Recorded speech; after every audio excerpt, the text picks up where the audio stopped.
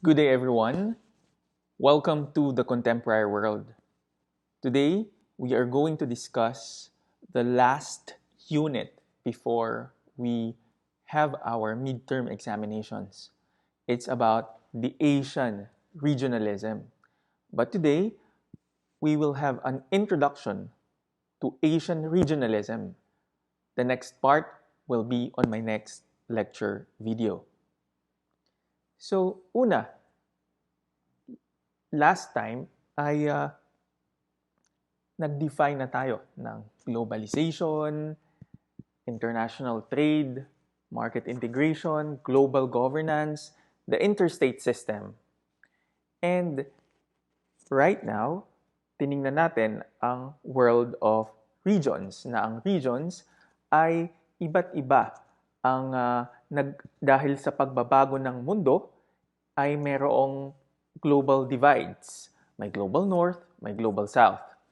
Although the world is globalizing very quickly because of technology, because of advance in logistics, and computers, meron ding isang idea na patuloy na lumalakas, umiigting. Ito yung idea natin ng regionalism. Okay? So, concepts. Global, and then meron ding region. Okay? So, pasimplihin natin. Halimbawa, dito sa Pilipinas, meron tayong mga national issues, hindi ba? And meron din tayong mga regional na mga issues. Pag sinabi nating regional, ito yung mga nasa sarili nating regions lamang. Pag national, ito, syempre, naiintindihan naman natin na kino-cover nito lahat na mga issues sa ating bansa. Pag region, ay ito ay doon lamang nakafocus sa specific area na yon. Ganun din sa contemporary world. Meron tayo na global at meron din tayong region. Okay? So today, we will introduce to you the Asian regionalism. Objectives. Sa lesson natin on Asian regionalism, we will define regionalism. We will identify factors affecting regionalism in Asia and understand how Asian nations deal with globalization and regionalism. Okay, let's move on to definitions first. Ano ba yung regionalism? Regionalism is a strengthened collective identity in a conglomerate of nations occupying a particular geographic area or aiming at shared goals, increase in economic exchanges in particular area. It can also refer to decentralization of political powers or competencies from higher towards a lower political level. Bago ko i-discuss yun, ay tingnan muna natin ano nga ba ang ibig sabihin ng underlined na word dito, conglomerate. When we say conglomerate, it's a number of different things or parts that are put or grouped together to form a whole but remain distinct entities. Okay? Naiintindihan ba natin yun? Pag nagkakaroon ng regionalism, katulad nung sinabi ko kanina sa inyo sa opening introduction natin, ay merong shift, decentralize. Diba? You centralize, you decentralize. May shift from the political powers down to a lower level, political level. And sinasabi din dito ay malakas yung pagsasama-sama ng grupo ng mga bansa na magkakatabi, magkakapitbahay o nasa iisang bahagi ng mundo, iisa yung kanilang kinalalagyang geographic area at ang kanilang goal, ang kanilang objective ay mapabuti ang kanilang ekonomiya, makapagtulungan sila and to ensure that they share the same goals in this particular area. Kasi sa mundo naman, di ba, we can say na, oh, ito talaga yung mga Asian countries, may groupings dito. On the other hand, may group din ang mga countries sa Africa. And sa Europe din ay meron din. And North America. Nabanggit na natin yun previously sa ating mga lessons. So that's the idea of regionalism. Sinasabi na amidst globalization, another phenomenon is becoming more apparent. Mas lumalabas din ang regionalism. Kahit sinabi natin na the world is very interconnected and independent, pero yung mga bansa na nasa isang particular region ay lumalakas din yung kanilang pakikipag-ugnayan, samahan, sa trade, sa international relations. Tanaka and Inoguchi articulated that after the Cold War, the relations between nations have been dynamic and unique as characterized by the following. So, again, naalala niyo yun, diniscuss natin ang Cold War, hindi ba? The Cold War between the United States of America and the former Soviet Union.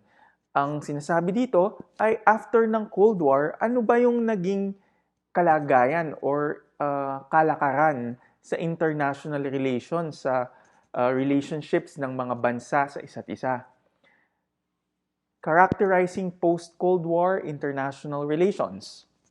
Ang una, countries tend to rely on global platforms such as the United Nations in resolving regional conflicts, thus paving the way for the emergence of peacekeeping initiatives and regional trade alliances. Remember the trade alliances na binanggit ko sa inyo? Meron dito sa Asia, Southeast Asia, meron sa South Africa, meron sa Africa, meron sa South America, and meron din sa Europe and sa North America. Nations nowadays become more aggregable as indicated by less profound armed conflicts and wars among nations. Pag sinabi nating aggregable, pwede nating sabihin na they are more willing na mapagrupo or mapasama sa mga iba pang mga bansa in terms of pursuing same goals, shared goals.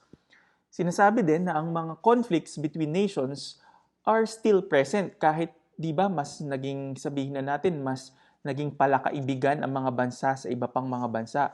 Pero nag-e-exist pa din ang conflict. Kasama na riyan ang territorial disputes. At tayo sa Pilipinas ay hindi bago sa territorial disputes dahil tayo mismo ay may sariling territorial disputes sa ibang mga bansa. These territorial disputes have implications on assertion of political powers in certain region. Okay? So, sa Asian region, ang dispute kasi ng teritoryo ay parang nagpapakita na ipinapakita mo yung lakas mo politically kapag nakukuha mo or naggagawa mo yung gusto mo sa isang particular na lugar ay parang pagpapakita din ng lakas ng bansa mo para makontrol yung mga nangyayari sa isang specific na geographical location sa mundo. Dati-rati, conflicts could have been resolved outright. Mas mabilis na mariresolve agad yung mga territorial dispute. Halimbawa, by bloody wars, mag-aaway agad yan, magigera agad yan. Pero ang pagkakaiba sa contemporary world, nations are using diplomatic means to mitigate the possibility of wars. Hanggat maaari, mag-usap tayo. Diplomasya, diplomacy. Pag-usapan natin to. Huwag tayong mag-away. Dahil kapag nag-away tayo, hindi lang ekonomiya natin yung maaapektuhan, lahat ng bahagi ng buhay ng ating mga mamamayan ay maaapektuhan. Yun ang iniiwasan ng mga bansa. That's why they go for diplomatic means ito para mapigilan ang giyera. Ito ay ilan lamang sa mga examples ng existing territorial conflicts sa mundo ngayon. Of course, ang kinabibilangan ng Pilipinas, ang South China Sea territorial disputes covering islands and reefs in the South China Sea or what we call the West Philippine Sea. China versus several nations including the Philippines, Brunei, Indonesia, Malaysia, Vietnam. Yan ang iba pang claimants ng mga islands dito sa South China Sea or the West Philippine Sea. Isa pa ang Senkaku Islands ng East China Sea. Ito ay ang China versus Japan. Ang Korean Peninsula, the North Korea and South Korea. Kung kayo ay nanonood ng Korean drama, ito ay sentro dito ang Korean conflict sa Crash Landing on You, di ba? Yung ating previous reading na ibinigay ko sa inyo. Ang Israel and Palestine conflict, Lakda territory. This is India versus Pakistan versus China. Tatlo yung claimants sa Lakda territory. Kasi sa northern part of India, ito na nasa area din ng Pakistan at ng China. Ang Preah-Vihear dispute ng Thailand at Cambodia, it's a territorial dispute na umabot sa international courts. Dahil sinasabi ng Cambodia na kanila yung area na yun. Territory nila yun. Pero ang Thailand naman ay sinasabi din nila na kanila din yun. And based on the historical records. So nag-deploy sila ng mga sundalo hanggang sa umabot sa nagkakaroon ng shootouts affecting that particular region. So kung dito sa South China Sea, this is affecting the Asian region, Southeast Asia, and Asia as a whole. Because ang South China Sea ay daanan ng multi-billion na kargamento, export-imports ng mga bansa. It's a passage. Ngayon, kung magkakagera sa lugar na ito, what will happen to international trade? Anong mangyayari? Makakadaan ba ang mga eroplano, ang mga barko ng malaya when this is a passage? Diba? So, these are the existing territorial conflicts. Letter B. After the Cold War, there is an emergence of regional cooperation among countries to achieve political and economic goals. Countries have become more open to collaborate with other countries in terms of economic and human development. So, example ng economic development, yung ibang mga bansa nagbibigay ng mga grants, yung ibibigay mo yung amount na yun, tas yung bansa ay gagamitin ito para sa social services, health, education, etc. Pwede ding magpautang. Bahagi yan ng isang malaking scheme ng development assistance ng mga bansa sa iba pang mga bansa na mas mahihirap. Pag sa human development naman, ang ibang mga bansa ay nagbibigay ng scholarship sa mga bansa na developing na mahihirap, pinag-aaral ang mga mag-aaral sa mga students sa ibang mga bansa, nagkakaroon ng cultural exchange and people-to-people interaction. After the Cold War, ang isa pa ay ang nations ay nagkaroon ng commitment to their cultural identities. Huntington agrees that in post-Cold War, there has been a shift from the Western countries to group of nations with similar cultural identities. Nations are becoming more committed to other nations with cultural identity they share. So kung pare-pareho, halos nagkakatulad kayo ng ways of life ng inyong culture, mas willing yung mga bansa na makigrupo, makipagkaibigan sa mga bansang ito. Ang isang natin dito ay ang konsepto ng regionalism ay sabi ni Hetne ay makikita natin sa varying degrees. Pwede nating tingnan ang region as a geographical unit, yung lokasyon. Pwede din itong tingnan as a social system. At pwede din itong tingnan as an organized cooperation. Ngayon, tingnan natin itong tatlong to in detail. Kapag sinabi natin na region as a geographical unit, a region can be interpreted as a place, a physical environment, yung lokasyon. For example, we can determine Asia as a region based on land and water boundaries surrounding it. Right? Tama, di ba? So, nasaan ang Asia sa mundo? Anong lokasyon? Ano yung mga anyong tubig na nakapaligid dito? Of course, alam natin nandyan ang Pacific Ocean, ang Indian Ocean, and yung mga merong mainland ng Asia, di ba? Eurasia nga yung sinasabi eh. Kasi nasa bandang kabahagi nito, kadugtong nito yung Europe sa bandang north. And Asia Pacific, kapag Pacific na, may mga bansa naman na mga isla, mga island nations, hindi ba, sa Pacific. So, yun ang ibig sabihin pag tinitingnan natin ang region as a geographic unit. Hindi naman mahirap, madali lang intindihin. You will only look at the characteristics of the physical environment. Second one, region as a social system. A region can be interpreted as a conglomerate of people occupying a particular space and possessing a unique dynamics of interaction. For example, Asia can be determined as a region based on the group of people occupying it and the shared ancestry, language, and culture these people have. So, again, conglomerate, isang samahan ulit, isang grupo ng mga tao na meron silang shared ancestry, language, and culture. So, may pagkakapare-pareho. Are you aware that the Tagalog or Bisaya, Cebuano, and other languages ng Pilipinas ay ang daming katulad? Let's see. Ang sinasabi ko. Region as a social system focusing on language similarity. So, nandito, sa bandang ito, ay ang different languages and dialect ng mga bansa. Tingnan natin kung ano ang pagkakatulad nito. Ang sa Tagalog, 'di ba? Sa Tagalog, mata, eye is mata.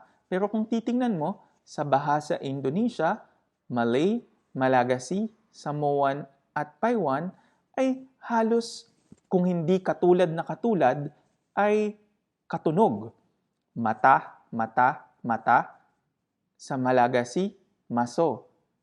Samoan, mata din. Sa Paiwan, Paiwan is a dialect of an indigenous tribe sa Taiwan. Baka akala natin ay ang Taiwan ay Chinese lamang ang salita. Hindi, may iba pang mga indigenous na salita. Matsa. Ang ear, sa Tagalog, tenga. Sa bahasa, telinga. Malay, telinga. Malagasy, sofina. Samoan, talinga. Paiwan, sa Taiwan, chainga. Diba? So, we have shared identity, shared language. The ancestry is pareho, yung pinanggalingan, hindi ba? So, itong 7, pito, tujo, fito, pityu. Di ba? Siguro nagtataka kayo, parang ang layo naman ng Madagascar. Madagascar is an island country off the coast of Africa. Kung napag-aralan niyo ito sa history, actually, yung mga mandaragat ay nakarating dito mula dito sa area natin, sa Asia Pacific, Southeast Asia, ay nakarating hanggang Madagascar.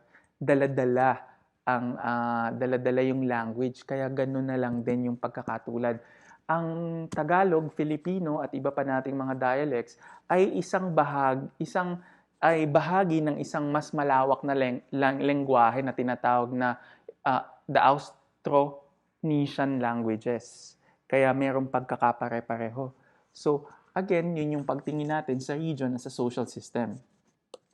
Ang pangatlo, region as an organized cooperation. A region can be interpreted as a group of nations who agree to take part and form a formal organization. For instance, Southeast Asia is region within Asia, and it has been formalized through memberships in the Association of Southeast Asian Nations or the ASEAN. Right? So may organized cooperation na. So pwede nating tingnan ng region as an organized cooperation. So regional cooperation, pwede nating sabihin na the regional cooperation in Southeast Asia is through the ASEAN, which the Philippines is a member of. And and nabanggit natin earlier sa mga lessons natin, ay ito yung ating alliance dito sa grupo natin ng regions na ito. Yun. And that is only the introduction of the regionalism. And we have defined regionalism.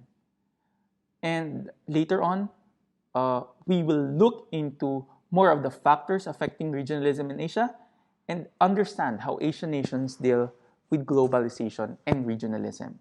So I hope you understood the lesson for today, and I wish you a very productive and a very good day. So thank you, and let's wait for the next lesson.